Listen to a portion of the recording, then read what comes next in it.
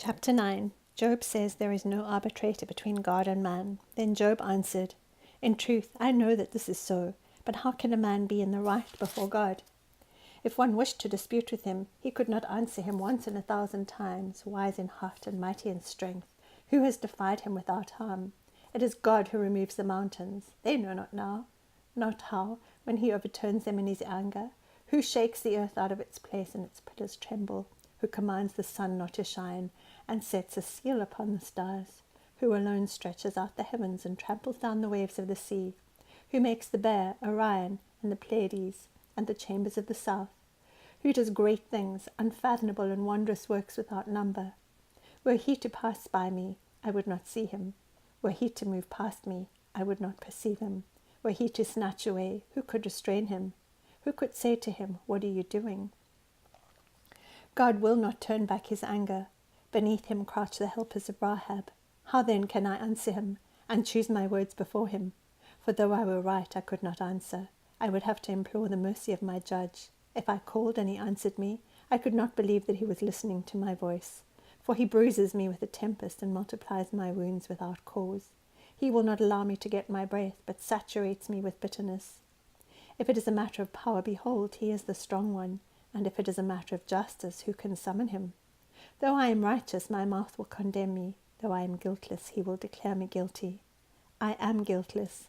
I do not take notice of myself. I despise my life. It is all one. Therefore I say, he destroys the guiltless and the wicked. If the scourge kills suddenly, he mocks the despair of the innocent. The earth is given into the hand of the wicked. He covers the face of its judges. If it is not he, then who is it? Now my days are swifter than a runner. They flee away, they see no good. They slip by like reed boats, like an eagle that swoops on its prey. Though I say I will forget my complaint, I will leave off my sad countenance and be cheerful. I am afraid of all my pains. I know that you will not acquit me. I am accounted wicked. Why then should I toil in vain? If I should wash myself with snow and cleanse my hands with lye, yet you would plunge me into the pit, and my own clothes would abhor me.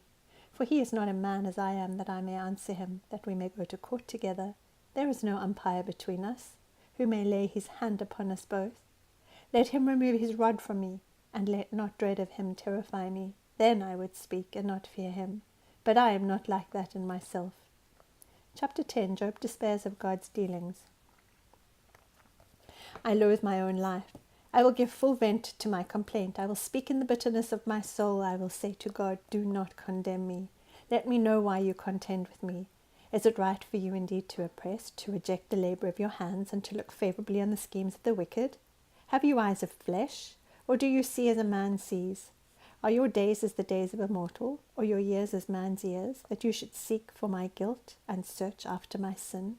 According to your knowledge, I am indeed not guilty, yet there is no deliverance from your hand. Your hands fashioned and made me altogether, and would you destroy me? Remember now that you have made me as clay, and would you turn me into dust again? Did you not pour me out like milk and curdle me like cheese, clothe me with skin and flesh, and knit me together with bones and sinews?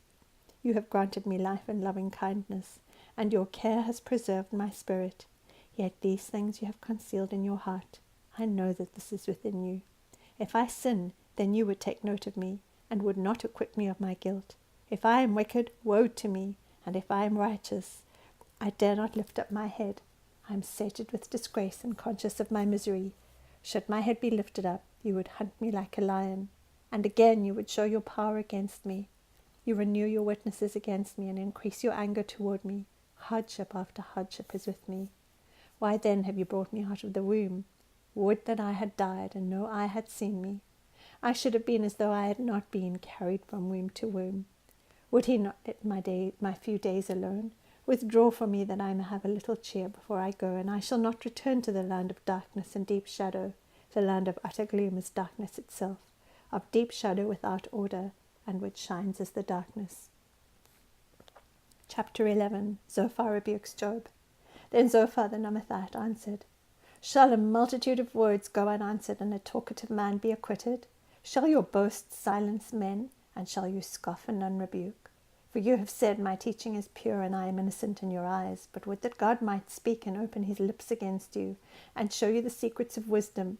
For sound wisdom has two sides. Know then that God forgets a part of your iniquity. Can you discover the depths of God? Can you discover the limits of the Almighty? They are high as the heavens. What can you do? Deeper than Sheol, what can you know? Its measure is longer than the earth and broader than the sea. If he passes by or shuts up, he calls an assembly. Who can restrain him? For he knows false men, and he sees iniquity without investigating. An idiot will become intelligent when the foal of a wild donkey is born a man. If you would direct your heart right and spread out your hand to him, if iniquity is in your hand, put it far away, and do not let wickedness dwell in your tents. Then indeed you could lift up your face without moral defect, and you would be steadfast and not fear, for you would forget your trouble. As waters that have passed by, you would remember it. Your life would be brighter than noonday, darkness would be like the morning. Then you would trust because there is hope, and you would look around and rest securely. You would lie down and none would disturb you, and many would entreat your favour. But the eyes of the wicked will fail, and there will be no escape for them, and their hope is to breathe their last. Chapter 12. Job chides his accusers. Then Job responded, Truly then, you are the people, and with you wisdom will die. But I have intelligence as well as you. I am not inferior to you, and who does not know such things as these? I am a joke to my friends, the one who called on God, and he answered him. The just and blameless man is a joke. He who is at ease holds calamity and contempt, is prepared for those whose feet slip. The tents of the destroyers prosper, and those who provoke God are secure, whom God brings into their power. But now ask the beasts, and let them teach you, and the birds of the heavens, and let them tell you, or speak to the earth, and let it teach you, and let the fish of the sea declare to you. Who among all these does not know that the hand of the Lord has done this, and whose hand is the life of every living thing, and the breath of all mankind? Does not the ear taste words as the palate tastes its food? Wisdom is with aged men, with long life is understanding. With him are wisdom and might. To him belong counsel and understanding. Behold, he tears down, and it cannot be rebuilt. He imprisons a man, and there can be no release. Behold, he restrains the waters, and they dry up, and he sends them out, and they inundate the earth. With him are strength and sound wisdom. The misled and the misleader belong to him. He makes counselors walk barefoot, and makes fools of judges. He loosens the bond of kings, and binds their loins with a girdle. He makes priests walk barefoot, and overthrows the secure ones. He deprives the trusted ones of speech, and takes away the discernment of the elders. He pours contempt on nobles, and loosens the belt of the strong. He reveals mysteries from the darkness, and brings the deep darkness into light. He makes the nations great, then destroys them. He enlarges the nations, then leads them away. He deprives of intelligence the chiefs of the earth's people, and makes them wander in a pathless waste. They grope in darkness with no light, and he makes them stagger like a drunken man. Chapter 13. Job says his friends' proverbs are ashes. Behold, my eye has seen all this, my ear has heard and understood it. What you know, I also know. I am not inferior to you. But I would speak to the Almighty, and I desire to argue with God. But you smear with lies. You are all worthless physicians. Oh, that you would be completely silent, and that it would become your wisdom. Please hear my argument, and listen to the contentions of my lips.